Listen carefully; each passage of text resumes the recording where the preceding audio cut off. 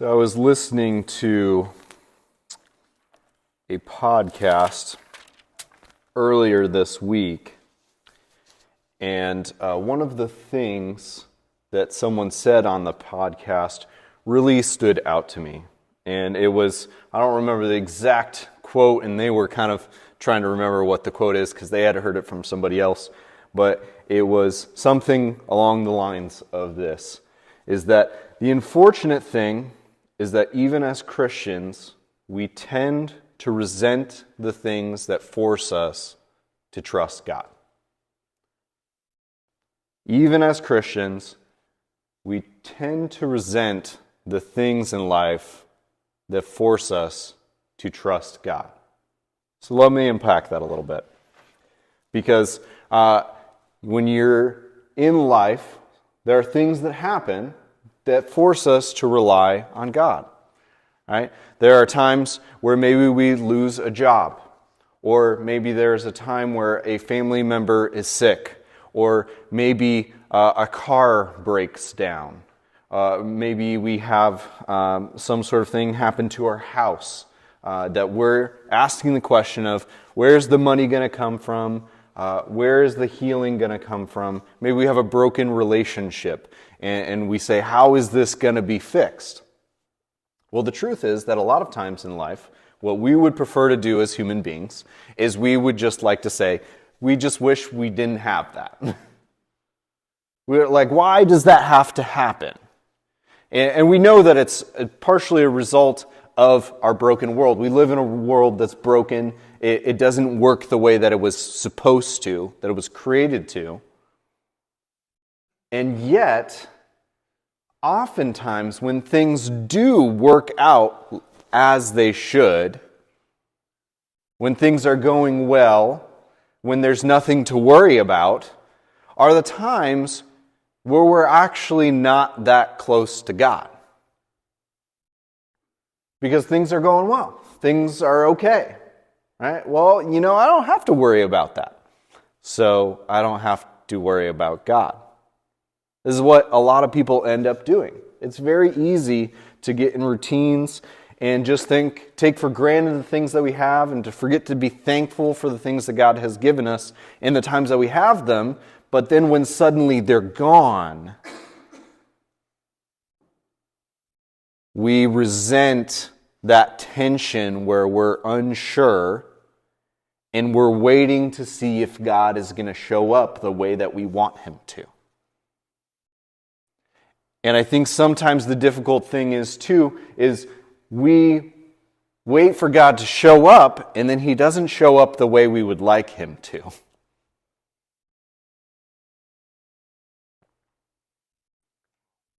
And I think that it's crucial for us to not resent those things that force us to God, but to recognize them as potential blessings that lead us to relationship with God. We certainly can have good relationship with God when things are going well, when we don't have things to worry about. But it is funny that in the pattern of human history, we tend to be drawn closer in relationship to God when things are going wrong, because we're reminded that we need God. That all the things we have in this world, when things go right, that's actually the blessing of God in our life. That's not just because we did a good job earning a specific job. That's not just because we did a good job of avoiding chaos or being well prepared, but those are things that come from God. That even being well prepared, even being well equipped to serve in a role or to have things, to have extra money, to have savings, those are things that God has led us to do. Like to have that wisdom and that discernment. Those are from God. And so while we may tend to resent those things that force us to trust in God, they are really things that we should be thankful for because they're reminders of just why we need God. So we'll talk about that a little bit more, but first let me go ahead and pray. Dear Heavenly Father, we thank you this morning once again for your word. The truth that it has for us, Lord, may we continue to approach your word recognizing our need for it, the need for your truth in our life, to help us understand how to live and how to walk, not in front of you, but behind you, Lord, to follow in your footsteps. Lord, may you continue to lead us this morning. In Jesus' name, amen. So the question that I want you to ponder as we look at this passage today is the following. Why is it so important to God that mankind not make a name for themselves? And you may be thinking, I don't understand how your story connects to this. Well, I'll get there. But this is the question I want you to ponder this morning. Why is it so important to God that mankind not make a name for themselves? And I think that's what we're going to encounter here in Genesis chapter 9. And we're going to pick up in Genesis chapter 9, verse 18. Remember, we just came off of the flood story, right? Where God provides for Noah. And we didn't go through all the nitty-gritty of every little detail, but we know that Noah and his family made it through the flood because God is not only a God of justice, where he sent the flood to judge the world, but he is also a God of mercy and grace and kindness, and that he saw Noah's righteousness. He had a relationship with Noah, and he decided to be a God of salvation and save Noah from the judgment. Noah wasn't perfect, but he walked with God, and so God saves him and his family. And so where we pick up is a little bit after the flood story here in Genesis chapter 9. It says here in Genesis 9, verse 18 and 19, the sons of Noah who went forth from the ark were Shem, Ham, and Japheth. Ham was the father of Canaan. And these three were the sons of Noah, and from these the people of the whole earth were dispersed. So why is this important? Well, it's important because it's putting us into the context of understanding, right? When Moses wrote Genesis, he wrote this because he wanted people to understand the lineage that led them to where they're currently at now. Right? How did we end up with all these different people groups? How did people disperse across the world? How did we end up to where the Israelites were when they're leaving Egypt? And so there's a lineage that has been traced, all these families, all these people, these genealogies, so that people can understand where they came from, because where they came from is pretty important. And we know later on that part of the reason that these genealogies exist is also to point to where Christ came from, in the lineage that he ultimately comes from, and to prove that Jesus is the promised blessing from the very beginning of Genesis. Jesus Christ is the one who's going to break the curse. And so that's why we get pulled into a story. This is why we see this part here, and it's worth talking about. But it's from Noah that the world basically starts over again, and all the peoples that we kind of know now, they all come from the sons of Noah. So, what happens next, though? There's a little interruption to this beginning of the genealogy. And there's this story that shows up here about Noah in Genesis chapter 9, starting in verse 20. It says here, Noah began to be a man of the soil, and he planted a vineyard. He drank of the wine and became drunk and lay uncovered in his tent. And Ham, the father of Canaan, saw the nakedness of his father and told his two brothers outside. Then Shem and Japheth took a garment, laid it on both their shoulders, and walked backward and covered the nakedness of their father. Their faces were turned backward, and they did not see their father's nakedness.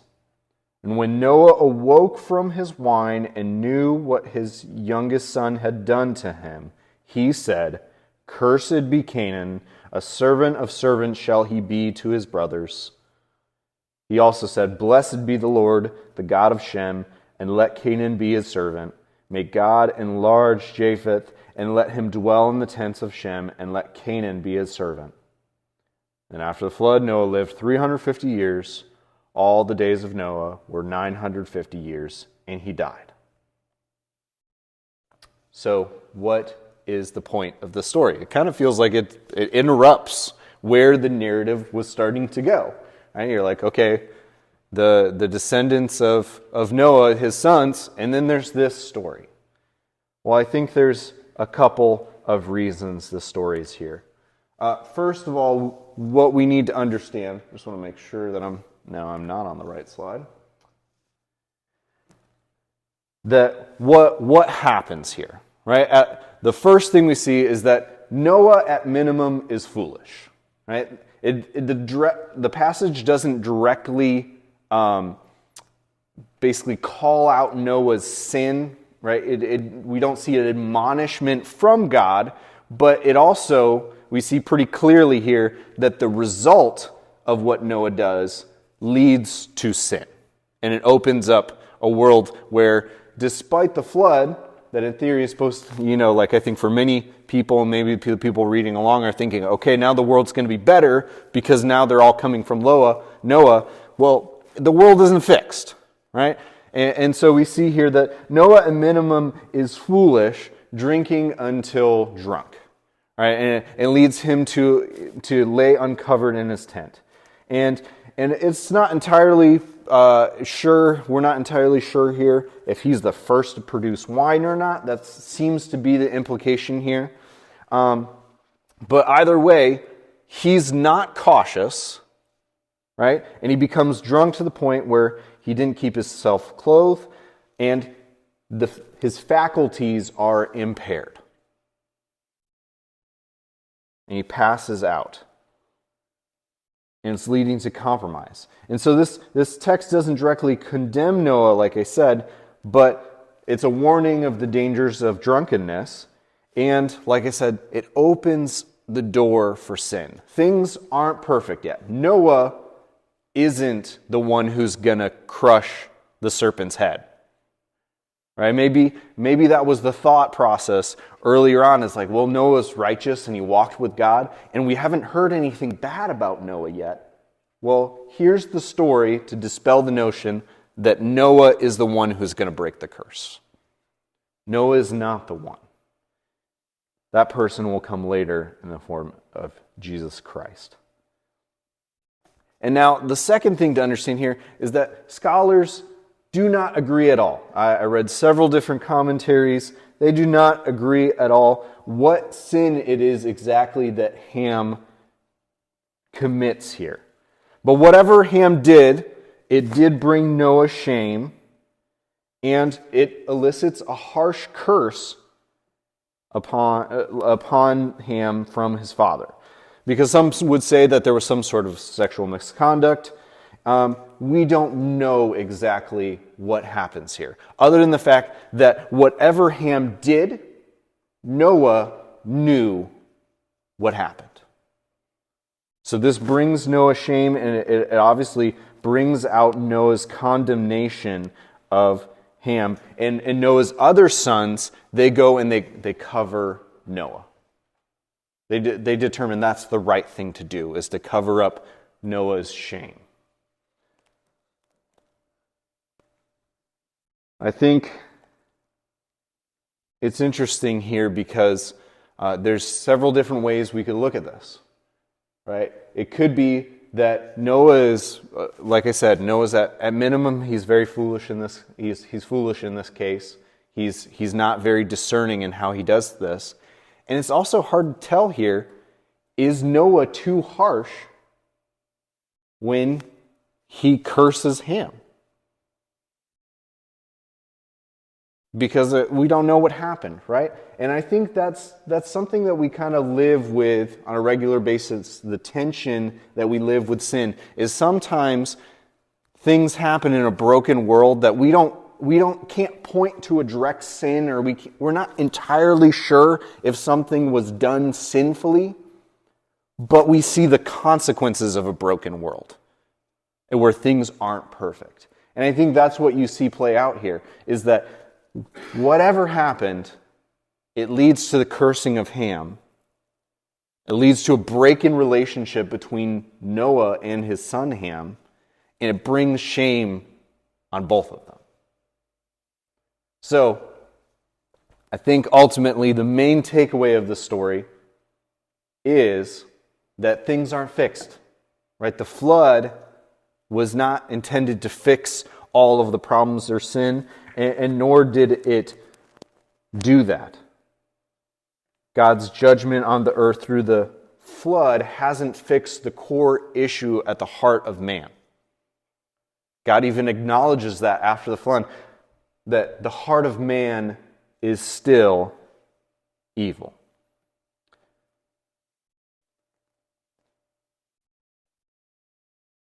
So what do we get then? We move on to the genealogies here. And I'm not going to read through all of this. You can if you'd like. I just want to highlight 2 names in this genealogy we see here. Because the story continues and it says, "These are the generations of the sons of Noah, Shem, and Ham, and Japheth. Sons were born to them after the flood." And so it mentions the sons of Japheth, right? And it says, "From these coastland people spread in their lands," which sounds like exactly what God wanted them to do: go, be fruitful, and multiply. And it says that each with his own language by their clans and in their nations. Eventually, that's what happened with the sons of Japheth. The sons of Ham, however, I think there are a couple important things to note. It says here in verse 8, "One of Ham's sons is Cush, and Cush fathered Nimrod. He was the first on earth to be a mighty man. He was a mighty hunter before the Lord. Therefore it was said, like Nimrod, a mighty hunter before the Lord. And the beginning of his kingdom was Babel, Erech, Akkad, and Calneh in the land of Shinar." I think we need to stop here for a second, because the first thing I want you to notice in Ham's line is this pattern of the ungodly naming things after themselves. All right, we talked about how Cain did that with his son. He named the city that Cain built after his son's name.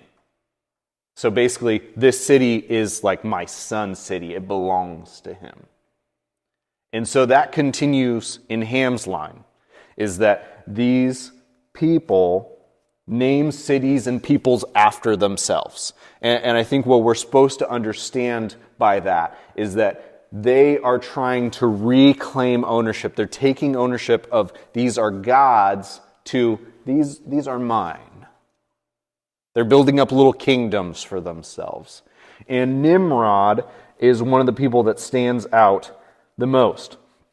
Now, it's interesting because in several translations, the way that this is worded almost makes it sound like Nimrod is like a servant of God.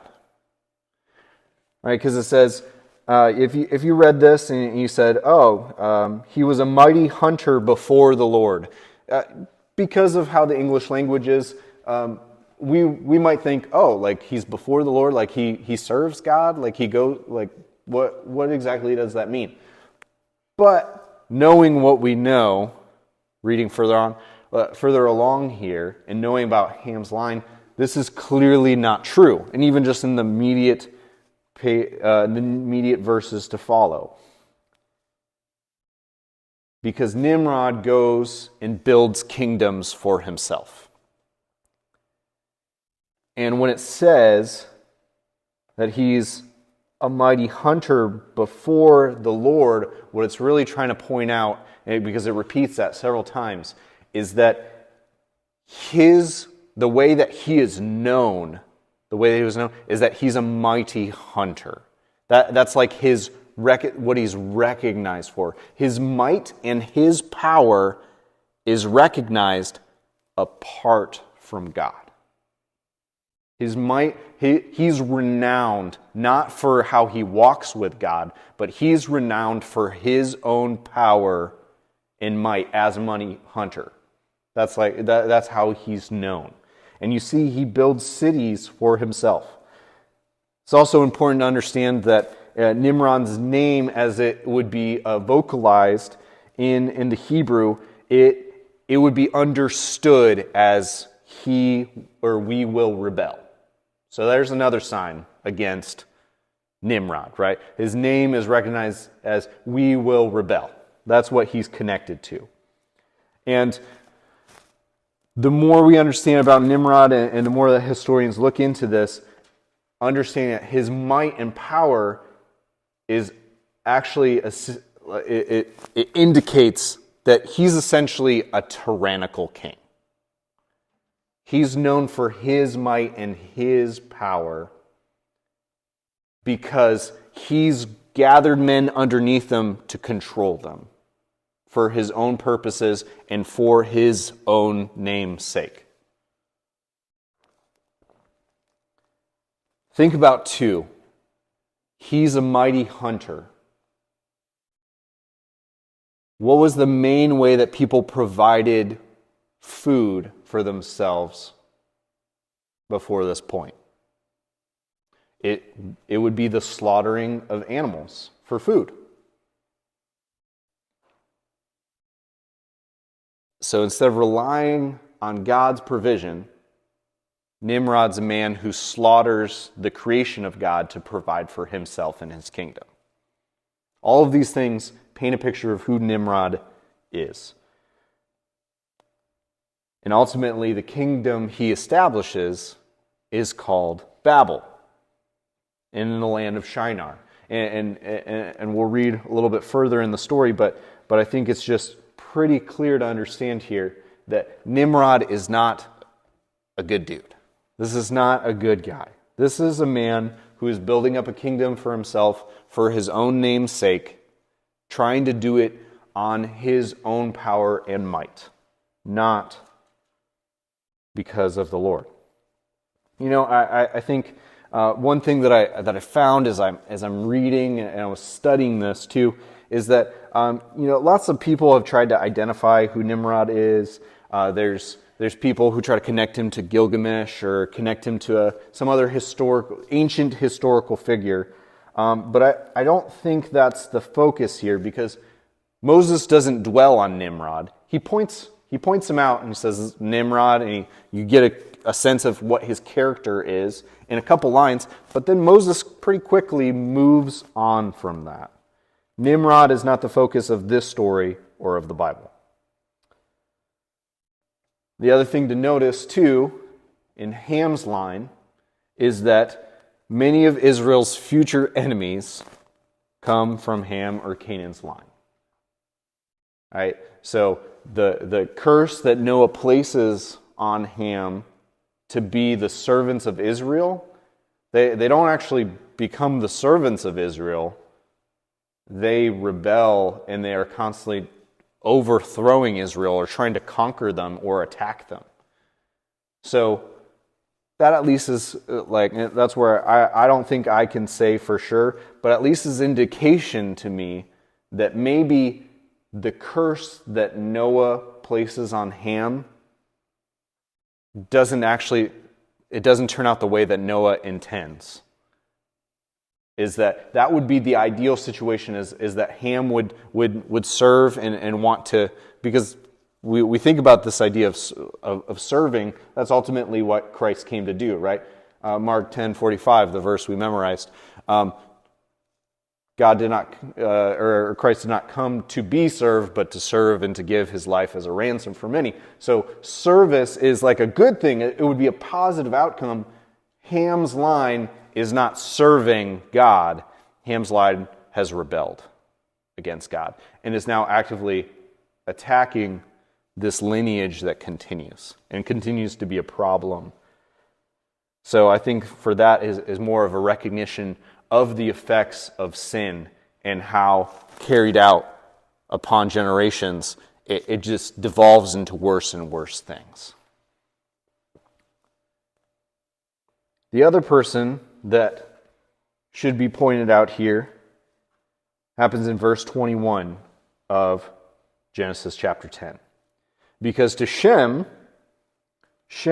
is the father of all the children of Eber. And Eber is the person that is recognized as an ancestor to Abram. So that's how we get to Abram, right? Is through Eber, which is important to point out here. Right? So we get this line of Abraham, or Abram, before he becomes Abraham. He's continuing this line of blessing from God. He's part of this lineage that's been established in the very beginning. And so it helps us to follow along in the story. It says in verse 32, "These are the clans of the sons of Noah according to their genealogies in their nations, and from these nations spread abroad on the earth after the flood." But the question is, there's more to the story. How did that happen? How did they spread out? Well, the truth is that they didn't want to spread out at first. At least many of them didn't. It's not entirely clear.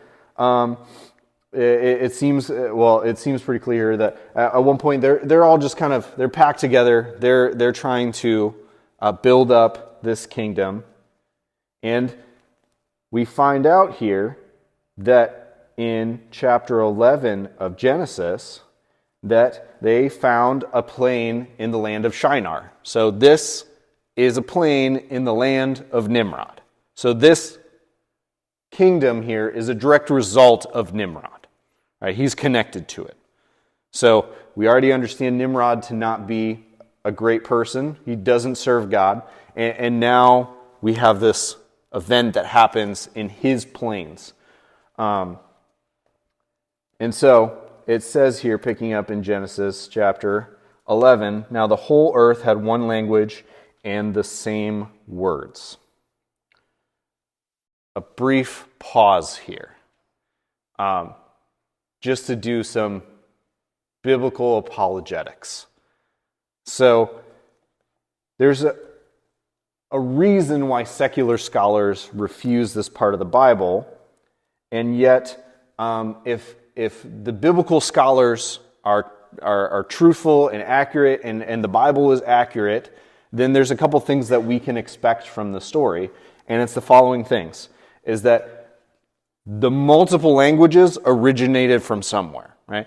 Secular scholars don't have a good explanation for how a bunch of different languages popped up out of nowhere. And yet, here we have in the Bible an account of how the languages would have come from one language, because God confused their language. And that they would be so distinct from one another, often not having any sort of root or connection or anything like that. Another thing is flood legends. Because almost every ancient civilization that historians have ever discovered have some sort of flood legend. Which, if there was a flood, would make sense that they would have a flood legend.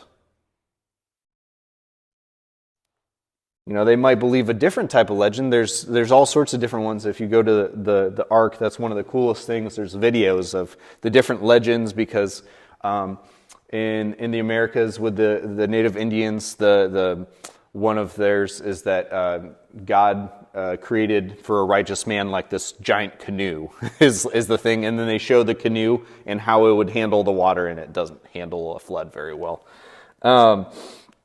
But they show all these different legends of floods. Well, that would make sense if the flood is a story passed down through culture that everyone was aware of, and every culture came from Noah. That would kind of make sense, right? Another thing is the creation of the world. all the ancient civilizations all have very similar stories depicting the creation of the world, how they came to exist. Well, this would explain why Genesis 1 through 10 is good for reading and understanding how the world was created. Right? This would make sense. This would naturally happen, is that people eventually, as they moved away from God, they would still take the things that they had been taught from this line of Noah's son about the creation of the world, right? Because they held that story and it was passed down. And it's also interesting because the similarity in civilization stories ends with the flood. The stories of the civilizations, their ancient history, it's like creation of the world. There's many similarities to Adam and Eve and snakes and tricking and deceiving human beings. There's all these things, the Nephilim, or stories of giants or human beings of great renown or strength. There's all these similarities, but then all of a sudden after the flood, all those similarities end. Well, why did they end?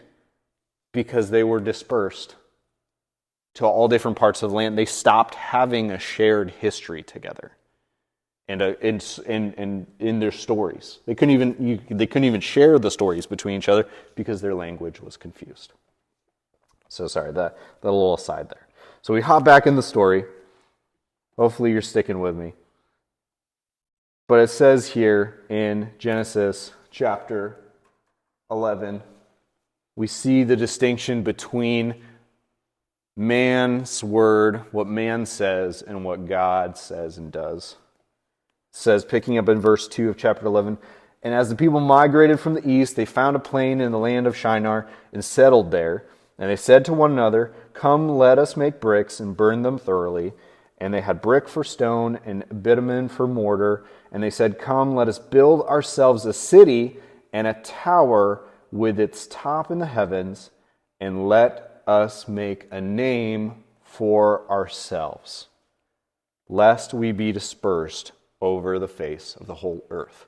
So you see the pattern that was already established with Nimrod. He makes a name for himself with his own might, with his own power, because of what he's capable of doing. He's a mighty hunter, not because he walks with God. And so this is where the people are at as a culture, is we're about making a name for ourselves. It hasn't taken very long for them to already forget how God saved them through the flood, because the flood doesn't fix the heart condition of man. Which is why you end up here and they say, well, let's build a city for ourselves. Not only to make a name for ourselves, but lest we be dispersed. Because the truth is, there's a strength in numbers. Right? If you're all together, you can take care of each other a little bit better. Right? You don't have to be insecure about where your food is coming. You can establish things.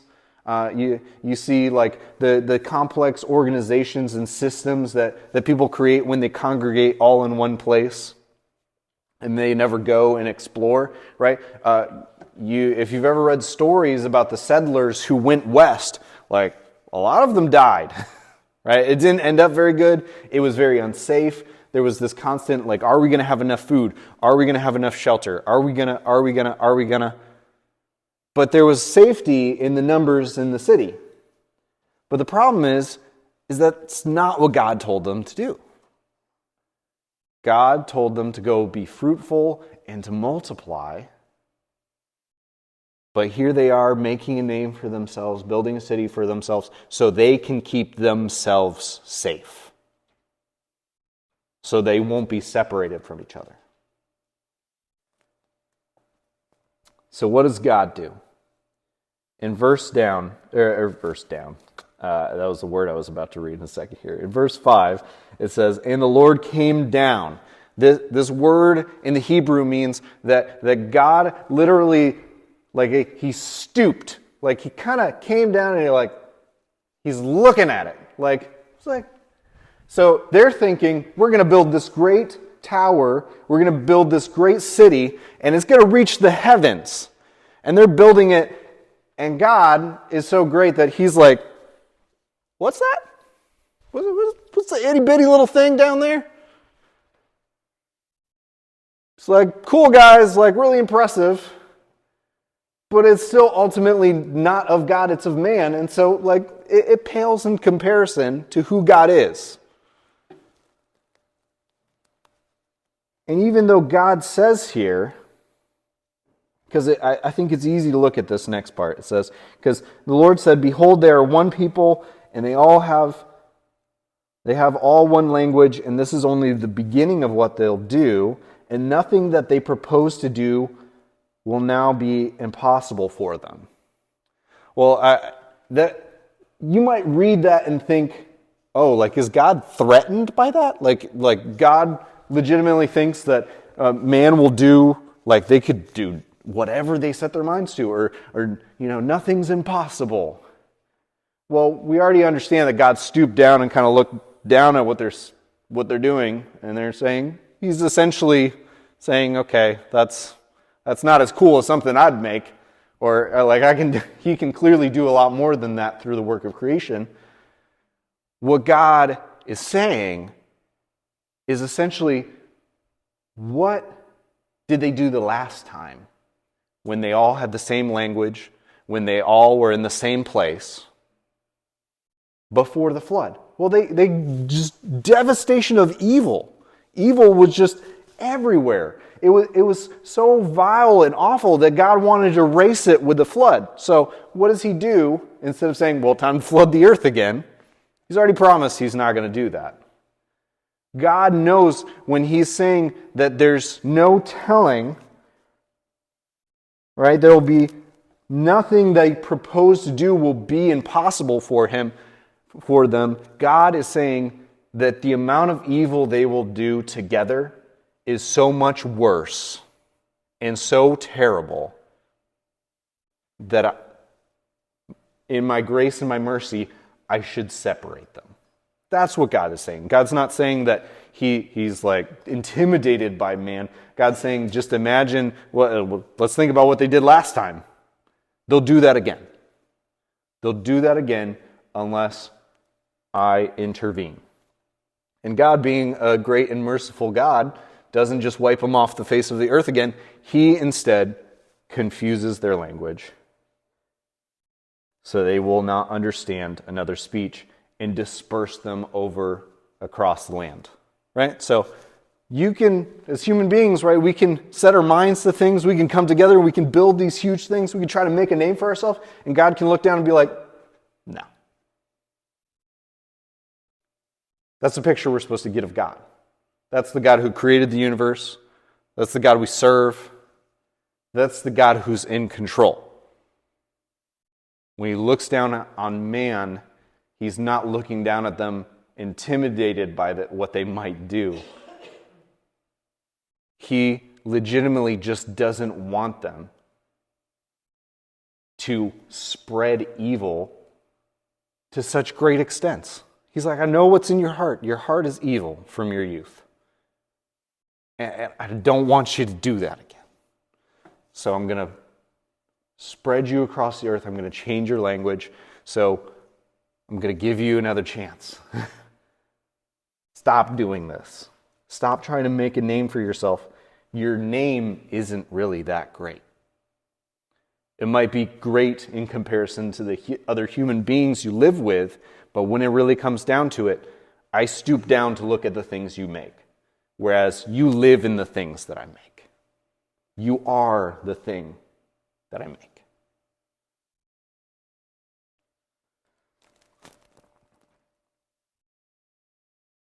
Notice this tower is called Babel, which means confusion. And I think it's important to understand that for a couple reasons. First of all, what are humans really good at doing? Well, we're really good at sowing confusion. We're really good at making things more complicated than they need to be. We're really good at making things unclear. We're really good at making things messy, is the truth of it. But the other part of that I think is interesting is when you think about babbling, you think about the babble of a child, the nonsense that comes out, and it doesn't have a lot of power. And that's ultimately what the Tower of Babel is. It's a story about human beings who thought they could make a name for themselves and be really powerful, and God essentially said, nope. Because we serve a good God who doesn't want evil to reign in the world, and he has good things that he wants for his creation.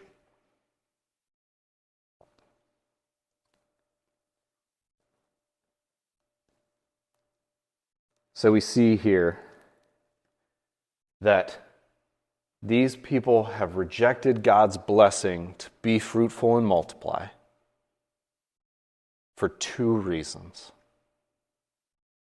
Because of their pride, right? I want to make a name for myself. And ultimately, too, because of their fear. Why is it so important to God that we not make a name for ourselves? Is because God knows that when we seek out to make a name for ourselves, what will swallow us up and destroy us is the pride in lifting ourselves up to a place we don't belong, but also knowing that the fear that comes with that will destroy us. Because where does that fear come from? That fear comes from maybe there's not enough. Maybe there's not enough in this world. Maybe there's not enough for me. What if somebody else has things, how do I make sure that I have enough? Right? If this other person accumulates all these things, accumulates all these wealth, if those people have it, what if I don't? So what's the instinct? It's the same thing as with COVID and the toilet paper. And what do? When you're not sure if there's going to be enough, well, you go buy a bunch of it. And then what happens? Well, there's not enough for everybody. There's not enough. Even though there is enough. There's plentiful. Right? There's many studies that have indicated that there's so much food in the world that everybody in the world could eat very easily. There's very easily enough for everyone in the world to not go starving. But what happens? Millions of people starve every day. Millions of people don't have enough food. Why? Because of the fear of maybe there's not enough, and the pride of I want to make a name for myself. What if I have all of these things? What if the kingdoms that I build up in my world, what if I accumulate these things and I bring them up with me and I keep them, and then I get to show them off. And I get to live in these things, and I get to show these things, and it tells everybody else something about me, that I'm somebody who has enough. I have plenty. Right? You know, in African culture, the people who are much larger are the people who are most respected because they're the wealthiest, because they have enough food to feed themselves. They're not emaciated. They're not starving. Right? What does it do if we spend our whole lives building up these huge houses for ourselves, accumulating all these things for ourselves? You know, we label things with our names. We claim things. We claim things. And oftentimes we claim them because we can.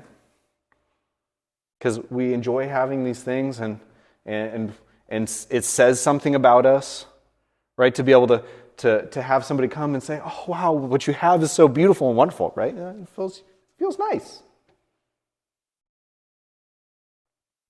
But also the fear of, if I don't build up enough for myself, will there still be enough for me? Will there still be enough?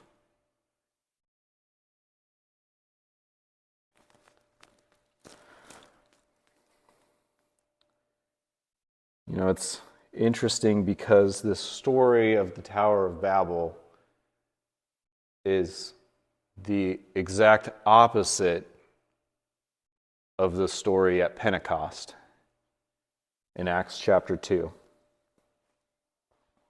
In Acts chapter 2, we read about the Pentecost festival celebrated in Jerusalem, and the disciples, they're all filled with the Holy Spirit. And what happens? People from every nation were gathered in Jerusalem for the occasion, and Peter addresses the crowd, and 3,000 people were saved that day. People from every tribe and tongue in that place. And then they go and spread the gospel.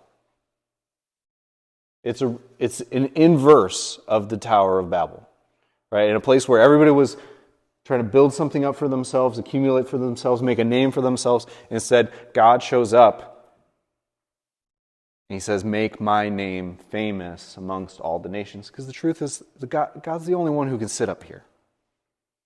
We can have aspirations of sitting up here. We can even have aspirations of, like sitting right up here, But ultimately, God is the only one whose name is famous of his own doing. Because God is the only one who makes things that deserve the fame and recognition, the glory. When God does things, he does incredible things we can't even imagine.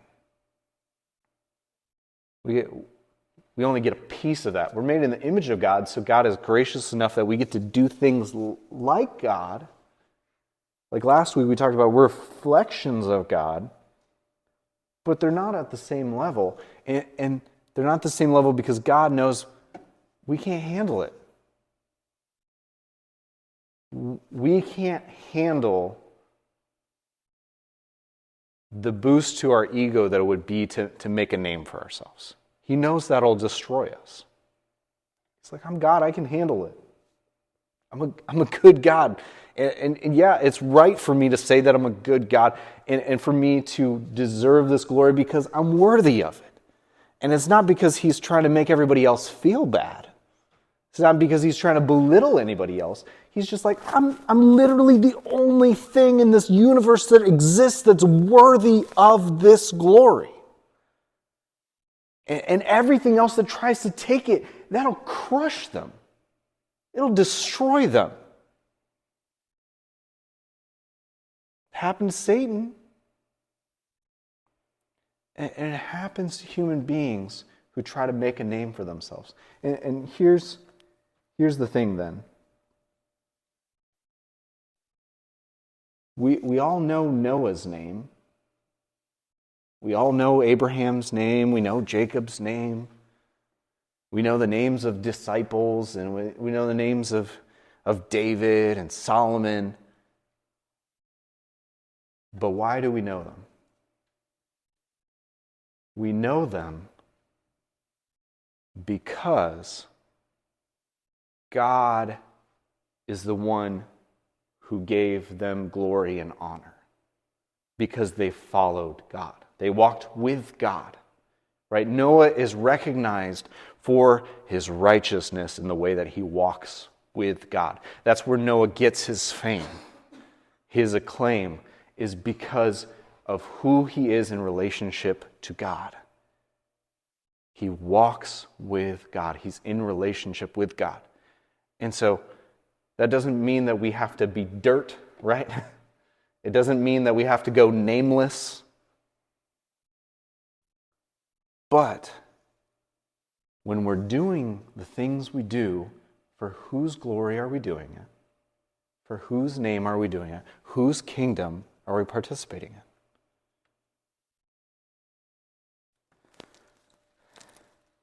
Let me pray. Dear God,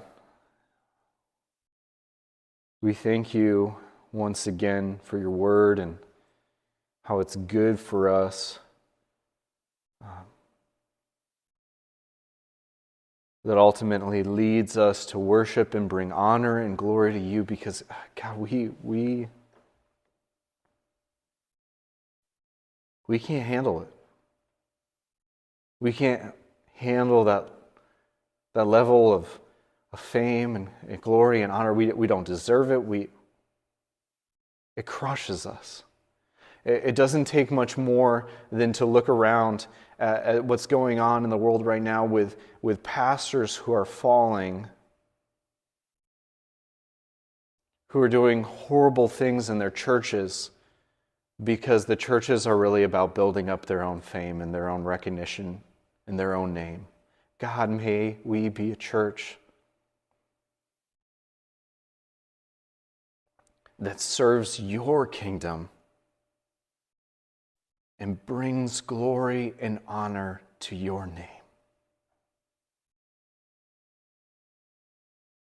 In Jesus' name, amen.